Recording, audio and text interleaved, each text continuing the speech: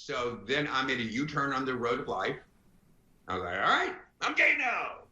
So then I embraced it. And from then on, I was like, gay, gay, gay, gay, gay, gay, gay.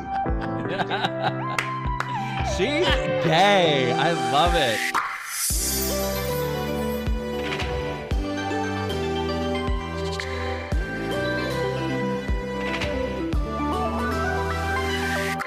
Welcome to The Gaily Dose, the weekly podcast made for and by gay men and their allies.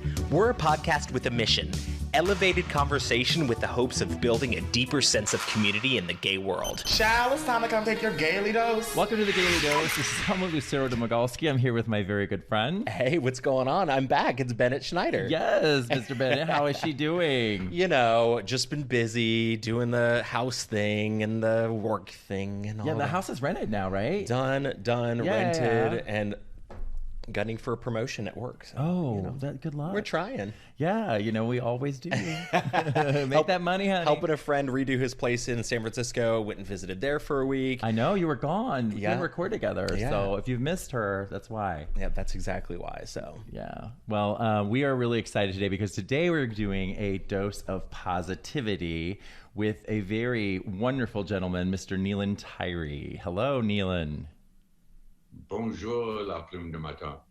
How exotic. I know he said hi. I don't know what the rest is. Guten Tag. No, the best is, I've been saying that to my best friend, a playwright in New York, for 40 years. And finally, the other day, he goes, what the fuck are you? Oh, sorry. He goes, what are you saying anyway? I said, you idiot. That's one of the things that Mercedes McCambridge says when she's the voice of the devil in Reagan and The Exorcist. I've been saying it for 40 years. You didn't even notice?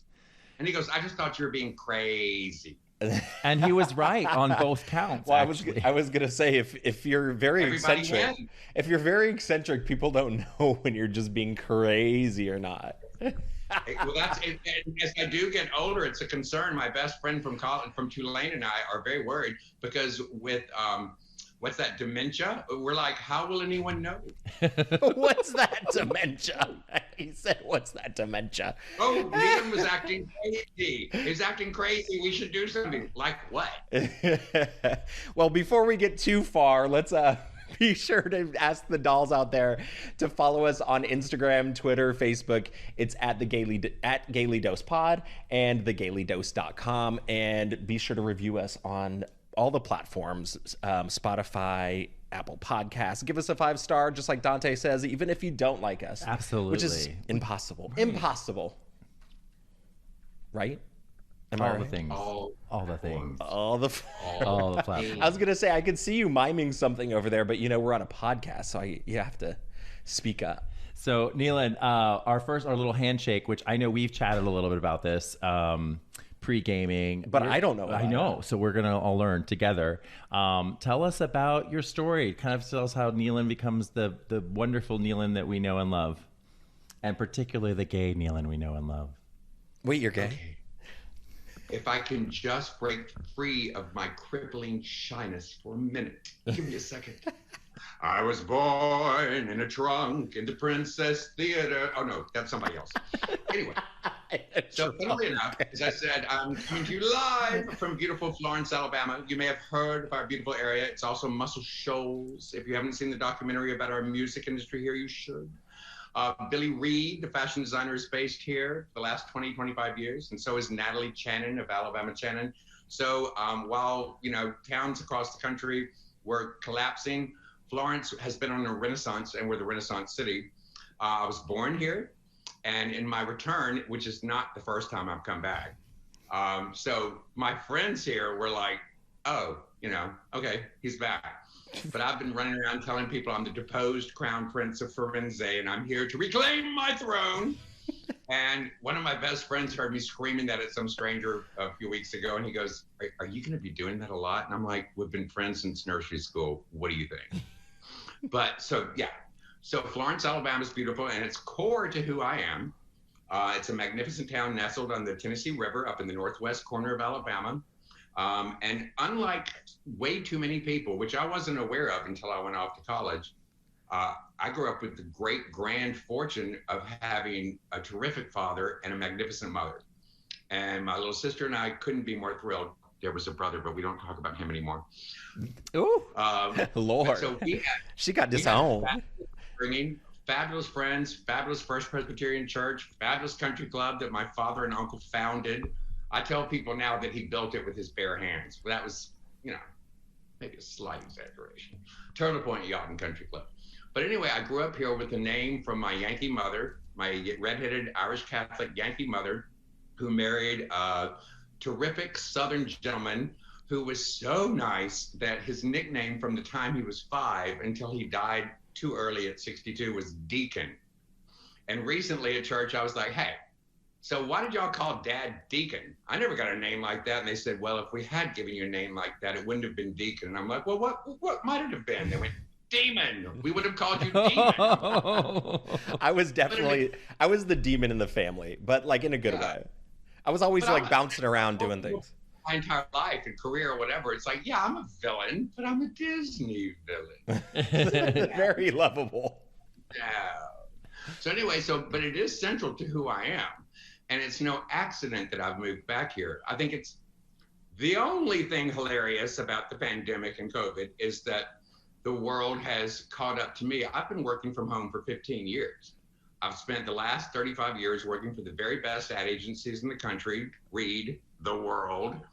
And so I was deployed by C-level leaders throughout my entire life, and I've just moved. And one of the things that I learned early on that my grandfather told me was that there's nothing more fascinating than a well-traveled Southerner. Well, with the miles I have on me, I'm definitely well-traveled. Oh, are we still talking about business? Are we still talking about business and planes? Out there. I don't mean well-traveled like that. Oh, really? I know the miles on you. I thought you were talking about something else. I think she's traveled both ways, honey. Honey, she don't get that smile. The smile ain't just natural, It's been put on her. You might need to check those treads a little bit. Those treads are worn out.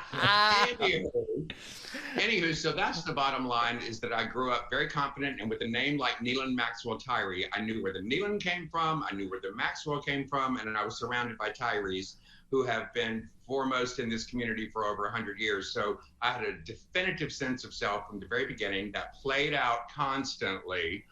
I'm not going to give you the whole lowdown. I'm working on a bookie thingy about all of that. Bookie thingy. He calls it a bookie thingy. Yeah, I don't like to call it a book because I'm not one of the Bronte sisters. Yeah, I'm working in my book. How boring. Gross. Anyway. Yeah, that is it is also very pretentious. I'm currently writing a book. I'm working on my book. Oh, really? Well, why are you talking to me when you ought to be working on your book? Right. Anyway, but so for the purposes of y'all, it's like I have all, way too many LGBTQ plus people don't have that enormous sense of self, which I burst onto the scene with that. Also, I was told that both my little sister and I slept for the first 3 years of our lives. We just napped, which I think just supercharged our batteries. For the whole rest. Oh yeah. So this is what we have now. Except for my little sister, can you imagine having me as a big brother for 58 years? Yeah, she's 3 years younger, so she's had a. It's been about 58 seconds, and I don't know how much longer I can take. You're literally the best, by the way. We love the energy. Yeah, great. Well, so so that sense of positivity is like literally baked in, whether it's in good times, and I sort of stay on a constant plane of happy. Kate Pearson from the B-52s and I were great friends from the time Cosmic Thing and Love Shack came out. I met them in LA. I had to entertain them because they hated LA. And so my boyfriend at the time and I were like, oh, darn, we have to somehow befriend the B-52s and be nice to them. We'll suffer through. He suffered. But so for years and years and years, I would run around with them. And then one time, Kate and I were working on a project, and it was not going well. It was this TV, thing that we were hoping to do. And she's a ray of positivity, right? Kate Pearson? What are you kidding? But as we were doing something and the shit was hitting the fan, it was not going well. And I was like, well, we could do this, and well, we could do that. And she finally spun around and she goes, oh my God, do you have to be so aggressively optimistic?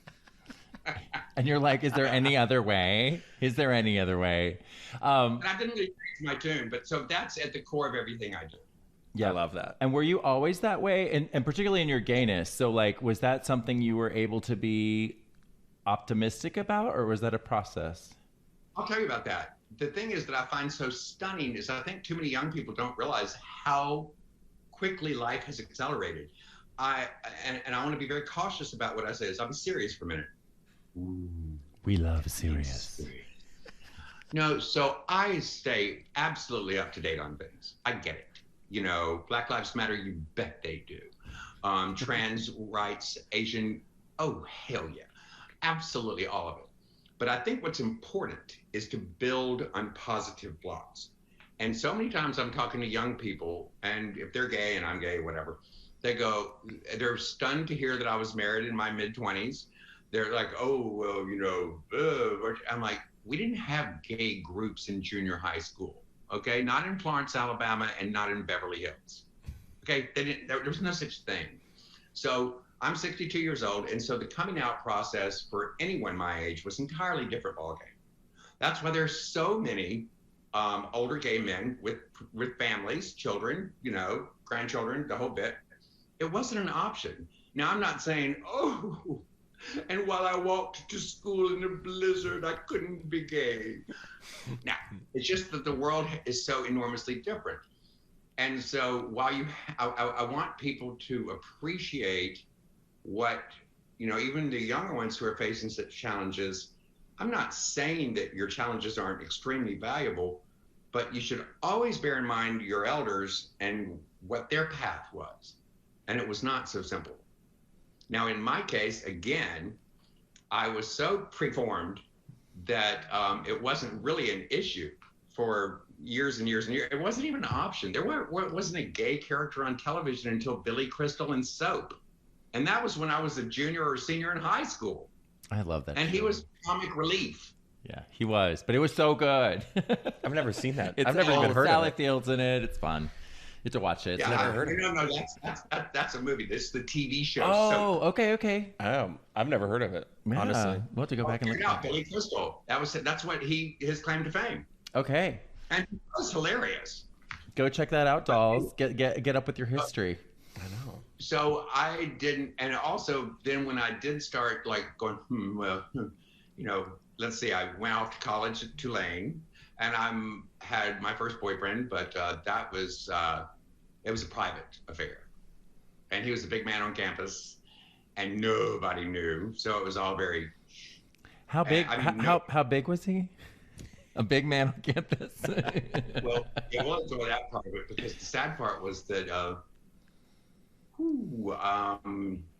Let's just say that he passed away, and no one even knew that I even knew him, much less that he was something very important to me. Oh, damn. So if I was going to come bouncing out of the closet, that pretty much cured that. That was in 1978. So it was by unfortunate circumstances. I'll just leave it at that. Yeah, but I think what's remarkable about that, though, is that you're in love with someone and you have to hide it entirely, and then you lose the someone you love, and you still just have to suffer silently, and you're still smiling. Well, as I found out, I was walking across campus, and everybody was like mourning, like in quite hysterics in the quad. And I asked an older friend who was a year or two ahead of me, and I said, "What's going on?" She goes, "It's none of your business." And I said, "Well, why?" And she told me that so-and-so had died, and I was like, taking my, she goes, "What are you acting for? You didn't even know him." And I was like, she and I have since talked about that, and it was like, Damn. okay. That's crazy. No, but that's Wow. pretty, I don't say that for like, oh, poor me. I say that because there's a reason he's not around anymore. He didn't commit suicide purposefully. It was, but it was a very dark situation. And the option of just announcing to your parents that you're gay, or to your friends, or to your school, that was so not an option for decades. This is new. We are in uncharted territory. So I just want people to be grateful for that and build on it. But build positively and not so much of what you don't have, but to make sure you're real clear on what you do. And one thing you may do, and this is the one thing I did want to point out today, there's these magnificent things that aren't on Facebook or Instagram. They're called books. Oh, it's books can be your friend. Can you explain the premise of a book? Well, the thing is that we all live our lives. We're all the star of our own show, you know, blah, blah, blah. And the thing that's great about literature is that it transports you to other worlds and puts you inside other people's shoes and other people's lives. And so one of the things I did have was these books that somehow came to me. I was a voracious reader as a kid. I read every book they had in elementary school. So they let me start bringing my own books. So I would bring books from my mother's bookshelf. And that was just fine. They didn't care. I was like, you know, charming and fabulous.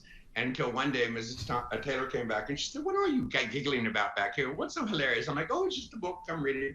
And she snatched it out of my hands, and it was The Love Machine by Jacqueline Suzanne. And, oh my God, I'm going to call Neilan Tyree and tell her that you're reading this trash. And I said, "Well, she knows. She loaned it to me." So there's that. But I found other books, like here, take a note, folks. Patricia Nell Warren wrote this book called The Front Runner. And it's a story about a gay track coach and this younger, you know, track star, and it's their love story. And I read that and my head exploded. I was like, what? It was amazing. And there were years they talked about making it into a movie with Paul Newman as the coach and blah, blah, blah, and it never happened. It was so far ahead of its time, there was no way. But there's a good book for you. And also, I didn't also just look, I mean, what do I know about track? I didn't go to PE my entire high school because I got a pass from the journalism teacher every day.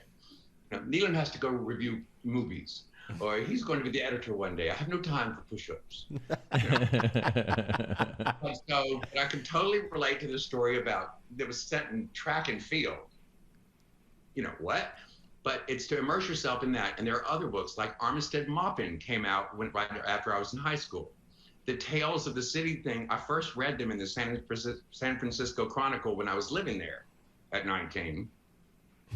I may have exploded. Yeah, in the Castro district. Those books are the truest things in the world. And don't just watch the stupid reboot on Showtime or even the first Marvelous one. Read the books. Read Armistead Maupin's entire series, and it will give you a word-perfect snapshot about what was life like just a few decades ago, just a couple.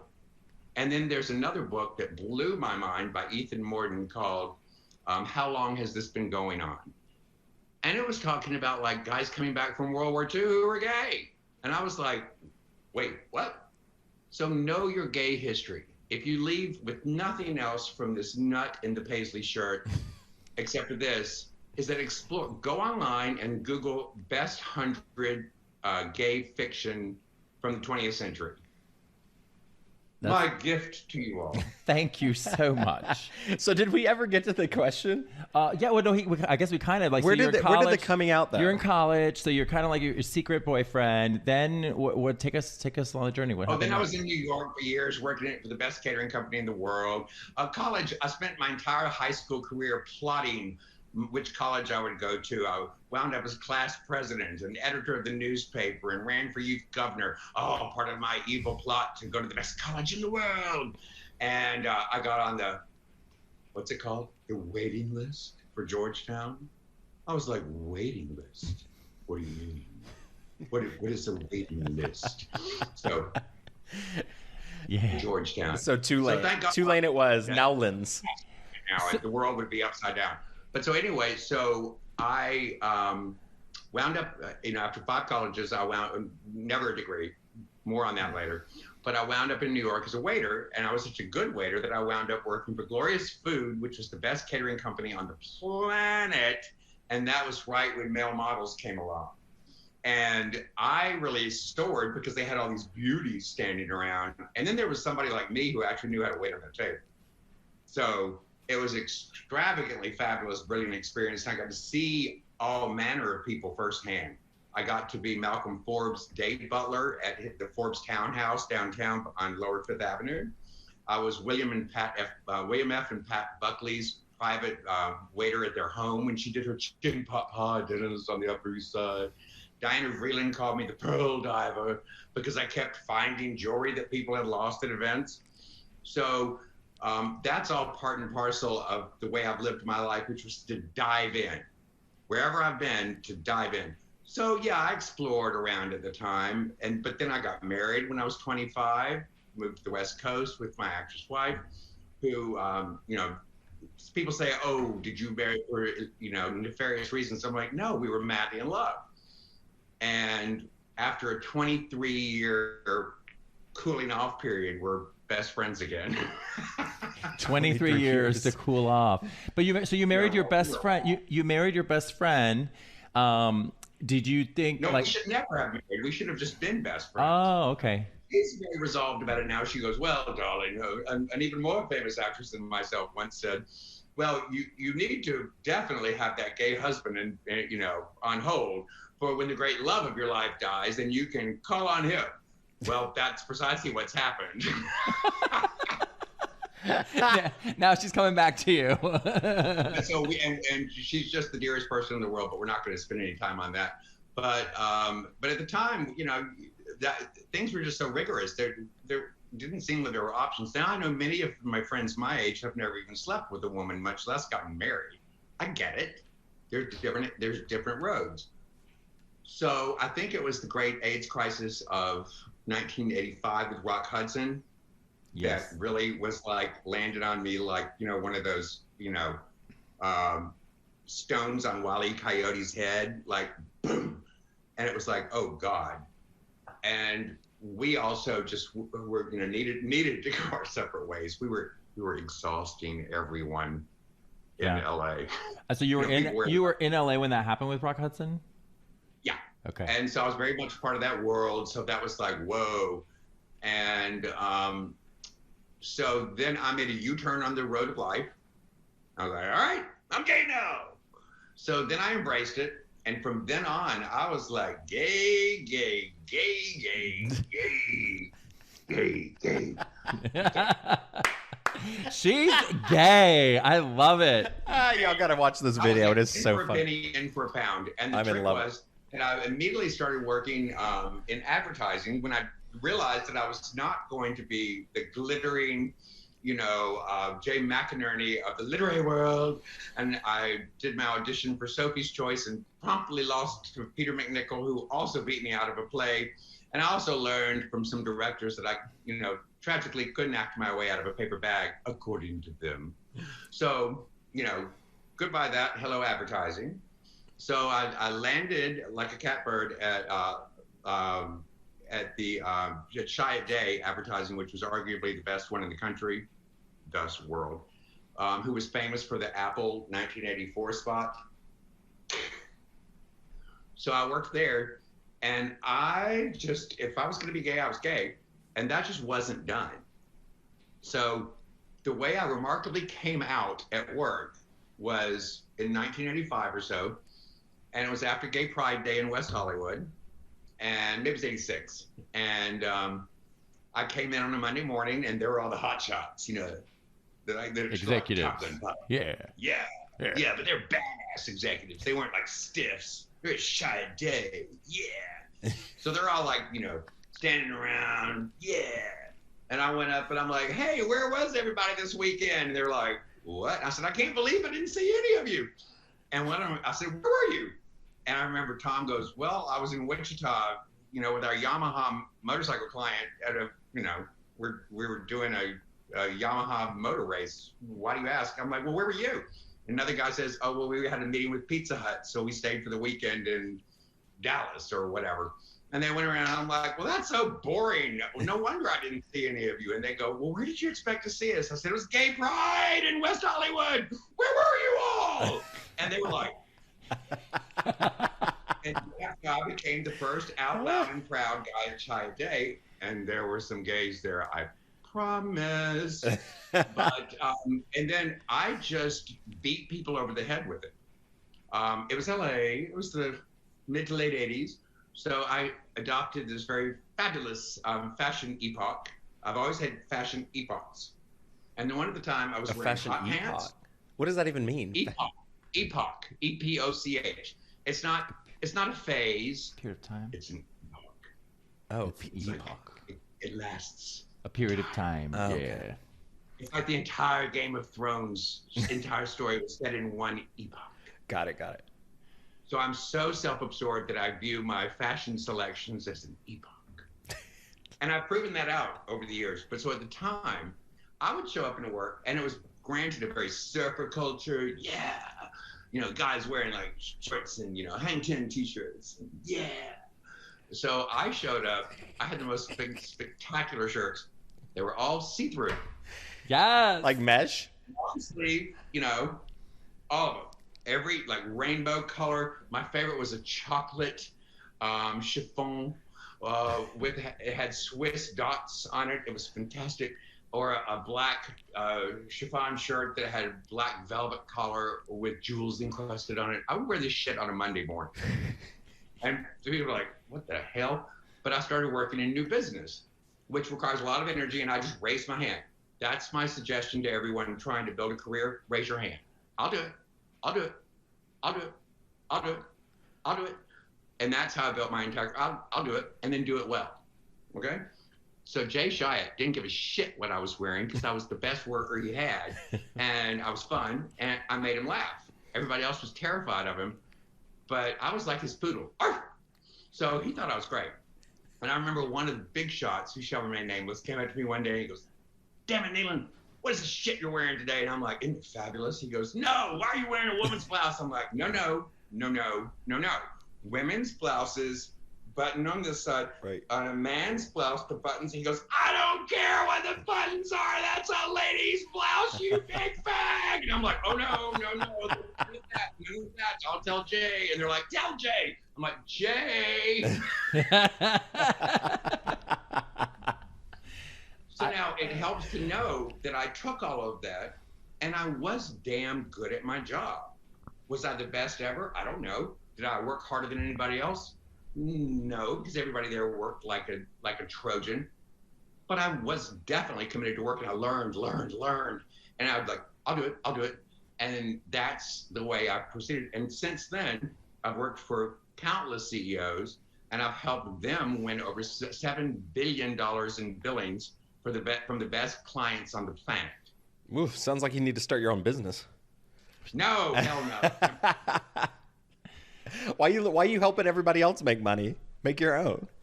Because I'm in service to what I do. I had this big headhunter, this recruiter, who called me to her office in New York several years later, and she's like, Neilan, we've got to talk about you. We've got to talk about your behavior. And I'm like, what about it? And I was working at J. Walter Thompson at the time, the world's first ad agency. I was working for the first of two global CEOs that I would work for there. And she brought me down to have a serious conversation about my future. And I was like, hey, Bonnie, what's up? What are we going to do? And she goes, we really have to talk about the way you carry on. I'm like, well, it seems to be working so far. We're doing great. Did I just tell you that we didn't blah, blah? She goes, stop talking. She goes, if you ever want to find yourself as the president of an ad agency or a CEO yourself, we need to talk about your steps there. I said, you're hilarious. You're adorable. I appreciate it. I know you don't even take time with the likes of me because I'm far too junior for your interests. She'd helped me get into J. Walter Thompson. And I said, but you're so sweet, but I can just save you a lot of trouble. I don't want to be a president of a stupid ad agency. I don't want to be a CEO. That's gross. Ew. Yeah, I'm good. And done, right? Now this is like she was hilarious. She goes, oh, okay. Then in that case, knock yourself out. Woo! I literally am picturing myself doing this in like healthcare tech and engineering, and I'm like, whoa, this is like you are so confident. Tell us though, how was that then when you then get a diagnosis, which is another part of this story? Yeah, well, so I was working for one of my bosses there started her own agency. So it was a very powerful agency in Soho. And my father had just passed away very prematurely from lung cancer. Of course, he didn't smoke. Of course, he died of lung cancer, asbestos. He was an architect and an engineer. Such a good one. He wound up as the state architect by the time he died here in Alabama.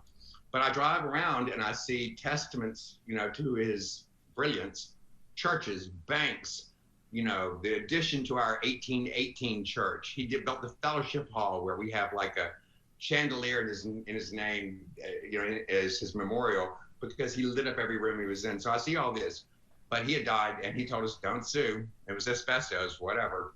So he died on Christmas Eve, and we go out big in my family, by the way. Mother lived another 30 tremendously happy years, except for the part about Dad dying. And she went out a year ago on 4th of July with fireworks floating overhead at 92. You guys are like, forget you, Jesus, forget you, America, it's me. And I've told my sister, January 23rd, mark your calendar for many years away. That's her birthday. Oh, God. Of course I'm going to die on her birthday. You're such a good brother. So I always thought about my business because I decided to really get serious about advertising because I took some years where I didn't. And if you see those posters behind me, see that? Yeah, I was looking at all your posters, yeah. All right, there's 2 of them. The black and white. Yeah, they look like this black. one over here was my Throwing a Ball concert that I did while I was working at Chiat Day, New York, 30 years ago, almost to the day. That was in the spring. And I was singing around New York all the time, and I found this piano player I really liked, and we started singing, and he played. And someone said, you should do a show. And I'm like, okay, I should do a show. So I booked not the main stage, but the brand new renovated Wild Recital Hall at Carnegie Hall. Oh. It only seated a few hundred, but I sold that puppy out like that. That's amazing. And I did seldom heard songs of the big band era, like, Noel Coward, Cole Porter, Johnny Mercer, what have you. And the show was called Throwing a Ball Tonight, which was a never heard Cole Porter song. And my friends ran around town saying, yeah, Neilan's got some show called Throwing His Balls Around Tonight. Come see it. I'm like, oh, it's already sold out. Shut up. Stop talking.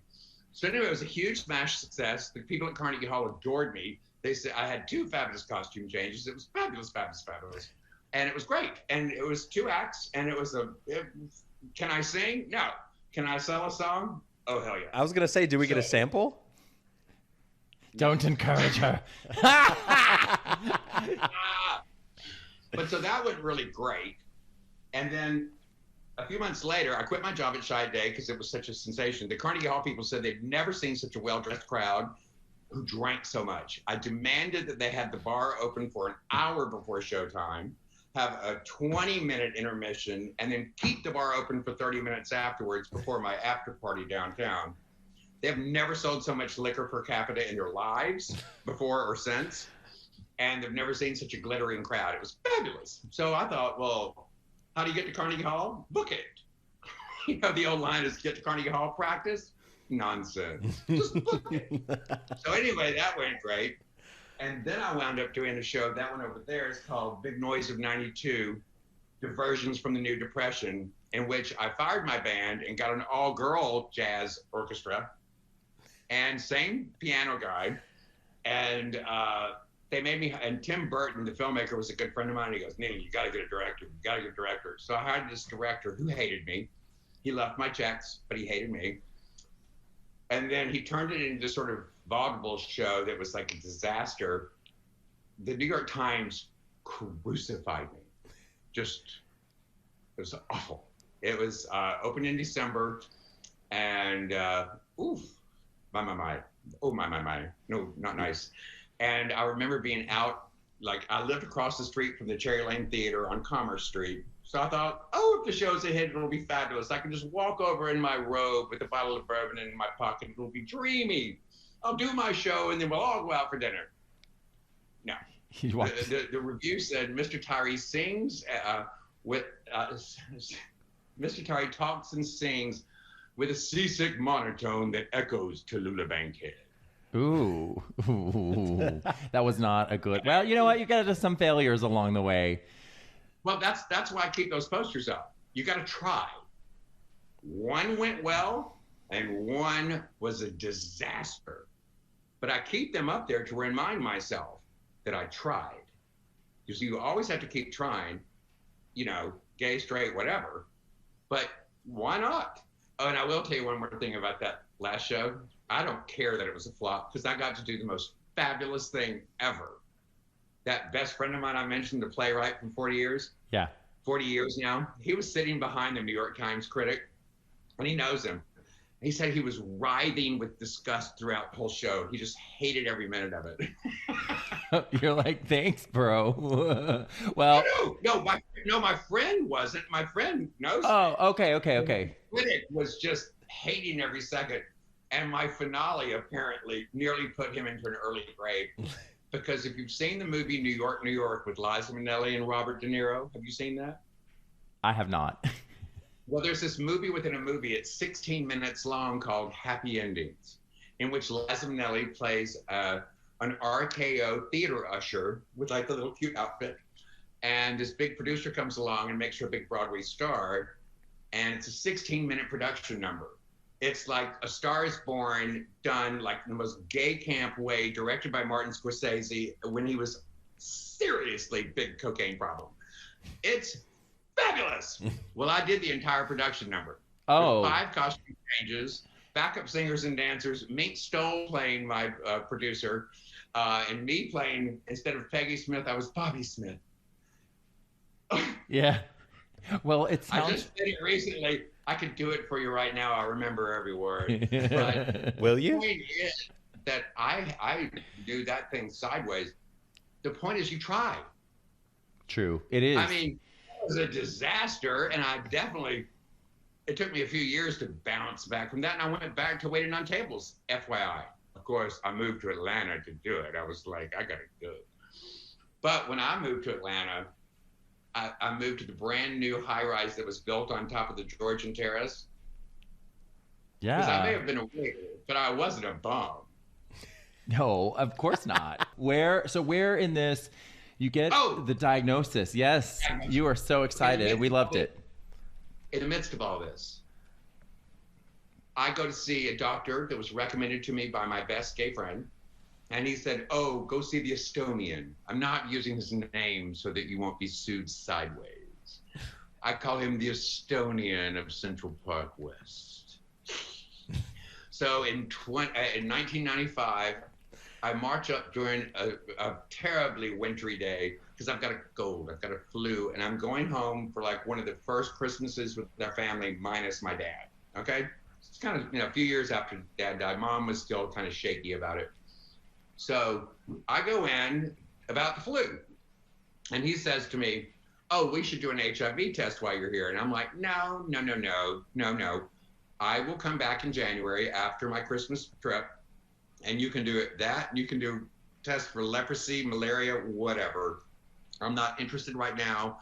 That would weigh too heavily on me. I've got too much on my mind, and I need to be there and be my pleasant, usual, fun self for my mother and the rest of my family, so that's off the table. I was like, what was that? He goes, oh, too late, I just did it. I was like, you gave me an HIV test against my will? What are you insane? And so he goes, oh, it's no big deal. I'm like, wait, what? It's crazy. This is how what do you call it? I had no power, I had no control. I was like, what did you just do? So I went back and cussed at my friend, and he was like, well, I'm sure he didn't mean it. I'm like, can you do that? Can you just like make someone take a test? And of course, these days, can you imagine? No. With all the anti-vaxxers and COVID, oh God. Anyway, so I went back up there, and I said to him before I left that first time, I said, look, if it's bad news, don't turn this into some sad melodrama, okay? I'm not in the mood for any crap like that. I wish you hadn't done this. I wish you had listened to me, but you didn't. So just don't be gross about it. So in any case, I go back to his office dutifully to find out about my flu or, God forbid, pneumonia. I go in and they go, oh, hi, Mr. Tyree. I'm like, no. Mind you, this is 1995.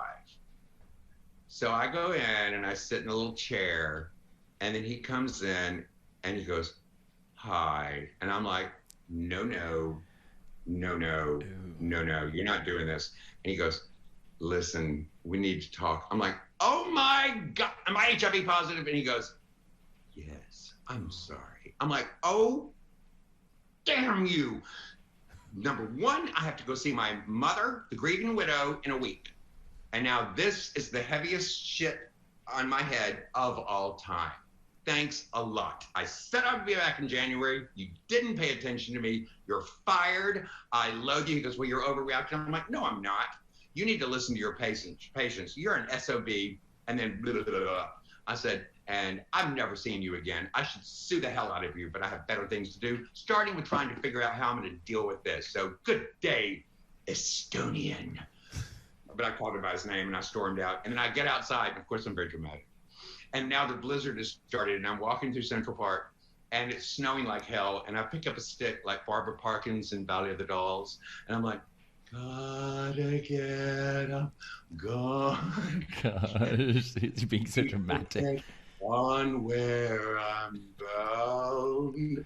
Go all the way to Central Park South, and then immediately go to the Old Vic's at the Plaza for a hearty cocktail at 2:00 in the afternoon. Call into the office and say I won't be returning. Go back downtown to my apartment above Barney's on 16th Street and Lower 7th Avenue, and I go inside and I'm like, "What the hell?" Because that was a death sentence. He just told me I was going to die. I'm like, shit. So I called my best friend and told him, but I was like, this just sucks. And I went and grabbed my grandmother's Bible off the shelf. She had passed away, by the way. Dad died on Christmas Eve. The morning of his birthday in July, she woke up, put on her beautiful, dressing coat, gown, and keeled over dead on his birthday. Oh, wow. We go out big. So I pulled her Bible off, cracked it open to Kings, which I'd never seen. I was looking for a sign, and there's a freaking 4-leaf clover in there. Oh. Wow. I was like, thanks, Peter. So that was my darkest day, without question. I talked to my best friend. He came running over, and we strategized, and we knew that at the time, I couldn't tell a soul. I told him. I told my little sister, and we had to figure out when I would tell my mother, because we've never lied. I've never lied. I don't lie. Lying is like, why would you lie?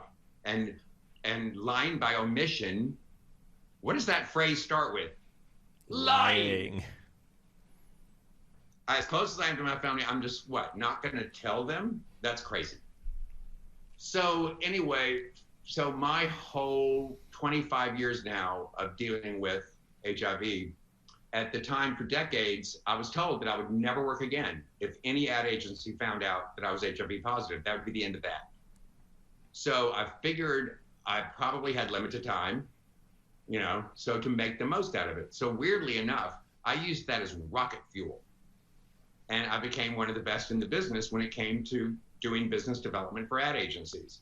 And I became very much in demand, and that's where I, stacked up my victories like kindling next to a fireplace, and that stack of logs was pretty damn high. So rather than being like thwarted by this, I just turned that into positive rocket fuel. Now, tragically, I also learned that on the dating front, remember the part about not lying, you have to tell people your status. And that was a big deal back then.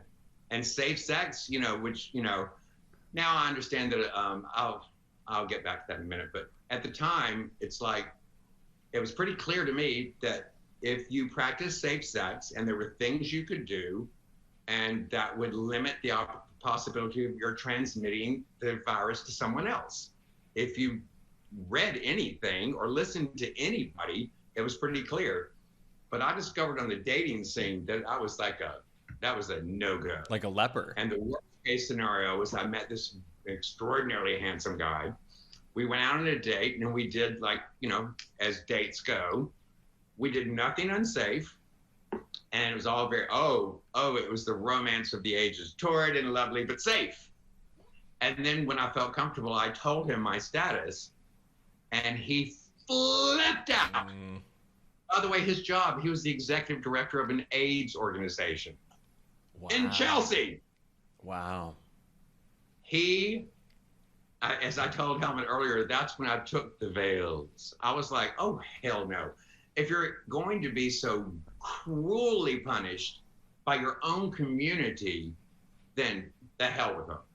So I was like, forget it. And then on top of that, that's when they had like the magazines and they had the dating in the back of a magazine. We didn't have the internet. Are you kidding? So we had these gay publications, and then they had these things where you could, like, classifieds for dates. Personal ads. And do what? Like personal ads. The original Craigslist. Personal ads. And everybody looked at them. I mean, you could order up hookers. I mean, the world was different. And that was also when porno could make a nickel, because now it's all free. So who cares? I don't know. Poor porno stars.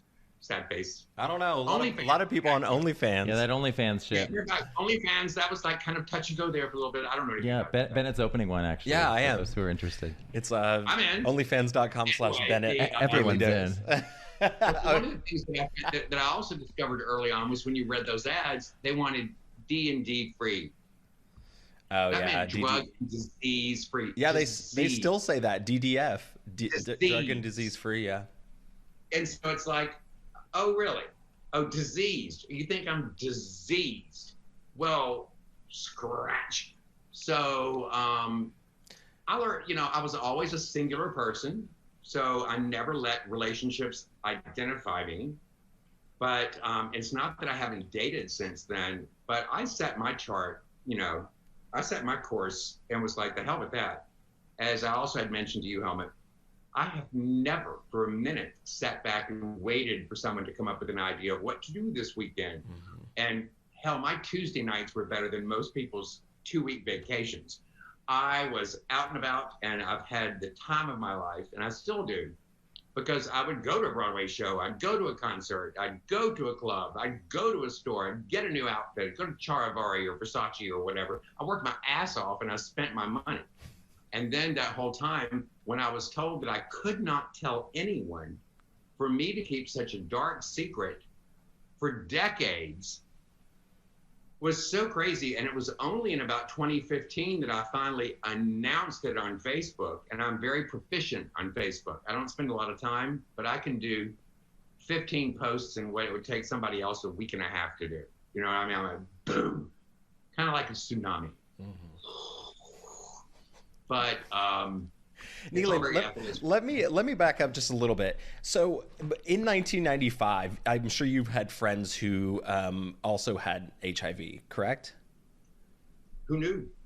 Oh, everybody kept it quiet. Yeah. Did when you were diagnosed, did any doctor actually come out and say that you only had X amount of time to live, or was there? It was just known. There were no cures. And the thing is, I'd seen my friends died. I've been on the front lines with ACT UP back in the early 80s. Yeah. So the reason I'm asking is I'm wondering years later. Yes, what that doctor did was unethical. There's no doubt about that. But do you think that those weeks that he didn't let go by, that you were tested and you knew that you were positive, help in any way, or are you still? It seems like you're still very bitter about that, which I understand. Oh, I'm curious about it. I'm curious about it because I'm a mature person. I was like a leading professional executive. I knew what I was doing, and all I simply asked was for a few weeks' grace that I would come back and do whatever test he wanted. And that was my first lesson in having to be an advocate for yourself with the medical community. Then I was with doctors who had. I had seen so many, none of my really great friends had died, a couple of former boyfriends and whatever, but I was weirdly spared, maybe because I moved so much back and forth to New York, LA, New Orleans, that I wasn't immersed in it. So I wasn't there at St. Vincent's Hospital with like my 15th friend who was dying, but I was very aware of all of that. And a lot of them died from the treatment, which was AZT, which was like, deadly. So if it wasn't AIDS that would kill you, it was the cure that would. So for example, in my first actual doctor that I did go to after diagnosis, I went immediately to see what I could do, and all I said to him was, do not give me AZT. I've seen it kill my friends. No AZT. I found out later, a year or two later, that he had given me AZT by another name. What? Oh my gosh. What? That's crazy. So, and the world, and this, mind you, Mr. Blabbermouth, Mr. Talk a Lot, had like 3 people I could talk to about it. Certainly not my family, who were already, thought I was going to be dead in a week. So, I had to find my resources. So I would go to Gay Men's Health Crisis. Later in Los Angeles, AIDS Project Los Angeles. Those are the places that saved my life.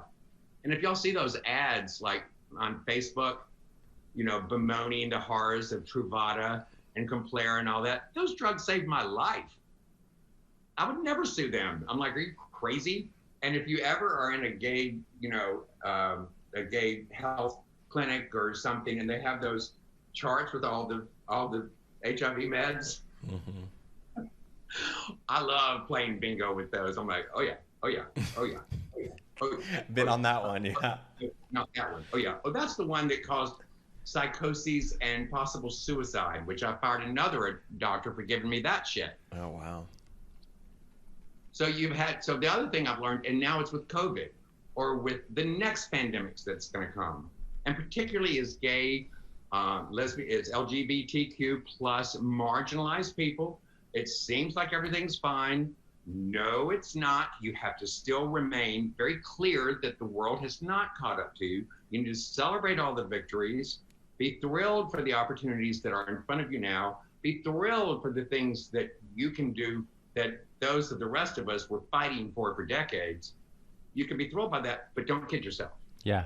You still have to be remarkably smart, dedicated to your homework, know what you're doing, and be an advocate for yourself. So, whatever the case. Agreed. And now I think one other reflection on that, we were talking about this earlier, is that though those things were very hard, I think it'd be hard to kind of have the treatment you did from other gay men, frankly. There's a certain solitude in that, but there's no lack of happiness. No. The other thing is that it was the fact that that guy in particular was an AIDS organization leading light in Chelsea what? So I thought, okay. So when you're confronted with something so obvious and so apparent, I was like, okay, that's just not going to work for me. Now, so again, that doesn't mean I haven't dated since, but obviously from that moment on, I barely shook someone's hand without them knowing I'm positive. Every single time I've set foot in a doctor, whether it was a dentist or an ophthalmologist or hell, my tailor, I would scream that I was HIV positive in those settings so as to never put anyone at risk. It was hilarious things like I wouldn't leave my razor out like when I was barnstorming the country on behalf of J. Walter Thompson, and I'd be in suites all over the country. And I'd have friends come visit me at every one of them. Fabulous parties, darling, fabulous parties. But I would make sure I put my toothbrush and my razor away. Yeah. Because you can get it from someone's razor blade. And we're so, I think I even feel like a lack of gratitude for that. I mean, thankfully I don't have the virus, but I think about my friends who do, and they aren't having to carry that same level of stigma today. We've come a long way. Right. Stigma, and it's also not a death sentence like it used to. No.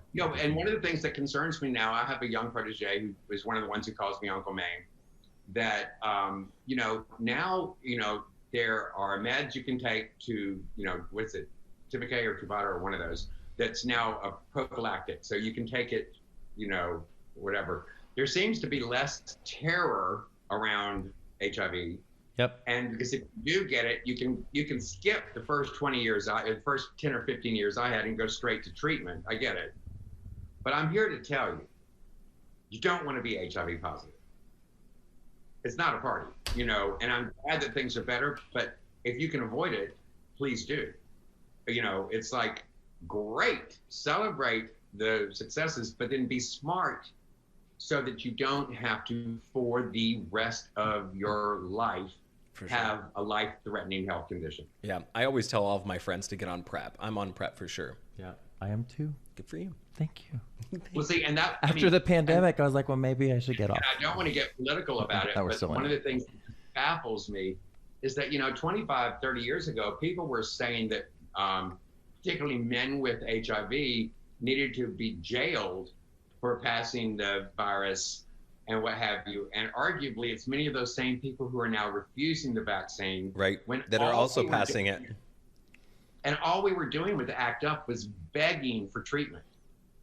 Yeah. So when I think about the number of my fabulous friends who passed away, they would have given anything for a vaccine. So, you know, it's just the upside down world we live in is crazy, which is also one more way to reinforce that you have got to be your own best advocate, whether it's in terms of your professional life, be very much yourself, or in your dating life or whatever, be honest and true to who you are. And if things don't work out, that you don't wind up with that spouse, that dazzlingly, I mean, I had 2 fabulous relationships. And so I'm not wanting in that in terms of like, and I'm still great friends with both him and her. There was a recent thing on Facebook going around that said, and I don't ever do any of those quizzes. This is one of the few I do when it's some radio station you've never heard of, you know. Always, yeah. You know, some random Facebook page. Just don't answer those. You know, remember, you know, Cambridge Analytics. Just don't do that shit. But one of them was funny, and it said, if your most important lovers, if you walked in a room and your most important exes were there, what would you do? And I said, oh, that's easy. Hey girl, hey guy, what's going on? And fucking up, and like the strangest friends of mine see that and they fell out laughing because it's true.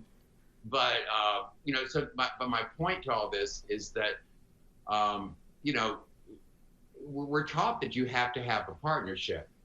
Well, I more importantly, I was taught to make the most of your life, you know. And it was only in 2004 that I learned from my doctor when he gave me that pill that caused psychosis and suicide. And I finally read the background on it after I'd been taking it. And I went in and said, get me off this crap. Why would you even give me that? Don't ever give me anything that dangerous again. Are you nuts? I said, but from now on, I will also read everything before I take so much as a single pill. So I'll be more educated. But I said, but by the way, why am I taking any of this? Who cares? What's the point? And he said, well, what do you mean, what's the point? I'm like, what's my prognosis? And he goes, well, I don't know what you mean. I'm like, which word, you're about to get fired. Which word in that simple sentence is so complicated for you? What is my prognosis? And he goes, oh, well, you know, just take the pills and you'll live a natural life expectancy. I was like, oh. Give him to me. What? So, you know, but that's the roller coaster I've been on.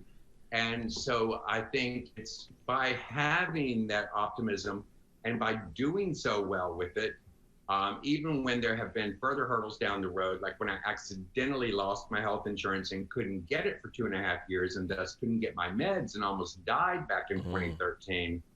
So my number one thing is I pay my health insurance on day one, first of each month. For sure. Then I pay rent. Everything then else. I do carpet. Yes, good for then, you. You know, so Good for you. all of this speaks to, you know, a lot of people think I'm very flighty. I can't imagine why. Why? Who, me? But the point is that you've got to, you not only architect, you know, design your own life, you've got to engineer it. And that means like paying extreme attention to what's best for you. Yeah. And so by being single, it's like, I figure, well, it's sort of a public service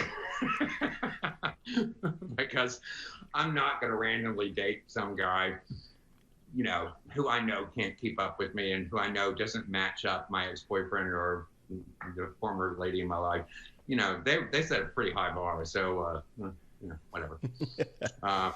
As I told Helmut in our previous conversation, I said, you know, if it's just some sort of like nice, whatever, if you can't really keep up and like, you know, contribute, then I'm going to be scraping him off the Cuban heel of my Chelsea boot like someone.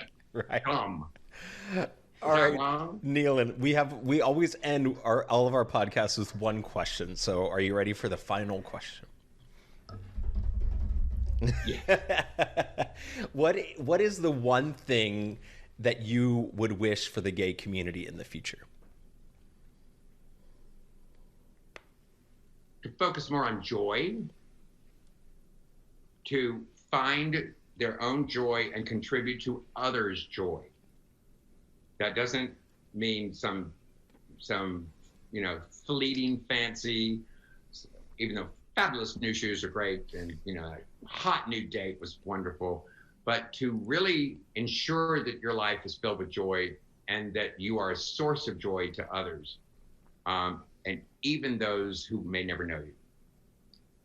That's great. I love it. I do too. I mean, that's actually, we almost end every podcast with my saying, once you learn to love yourself, we need you to learn to love everyone else. And that's kind of that joy cup, right? Fill in your cup. I'd say we don't have Dante here. I was thinking from a Call to Kiki perspective, I would just ask you dolls to think about your own life, and having heard Neilan's story, think about where you can afford to be more positive. Yep. Where you can afford to be a little bit more grateful and thankful. And what I loved about what you said, Neilan, on your hardest day, you brought your best friend over and you strategized, which to me is this whole concept of a connection that doesn't have to be a family member. It can be another member of the community that understands you and that can strategize with you. So you get past the emotion, you get past the feelings that you have, because feelings are, I almost hate the English language, because feelings are things that we, like I am sad. It's such a defining thing, as opposed to I have sorrow, because it's going to leave me, Yep. But having someone there to strategize with you, I thought was a really cool part of your story. And I would just encourage you dolls to think about a couple areas, or even one where you're struggling, and bring in another doll and talk about it and work through that, because as Neilan's life attests to, you can be very positive. It's really a perspective that you take. So thank you, Neilan. This was amazing. This was so much fun. Well, I'm just so sad that I was darkened by my ring light going out for the last half. Yes. So for those of you watching video, don't think I was somehow being mysterious or that I neglected to pay my utility. Neilan got a little darker in the middle of the video because his light went off. So no, we loved you. We love you. We wish you so well. Thank you so much for spending time with us. And we well, thank you both. We do love what you're doing, and and to all your viewers out there, honestly, you are the star of your own show, so it ought to be a good show. Oh, I love that. Thank you, dolls. And we remind you, once you've learned to love yourself, we need you to learn to love everyone else. Thank you. Bye.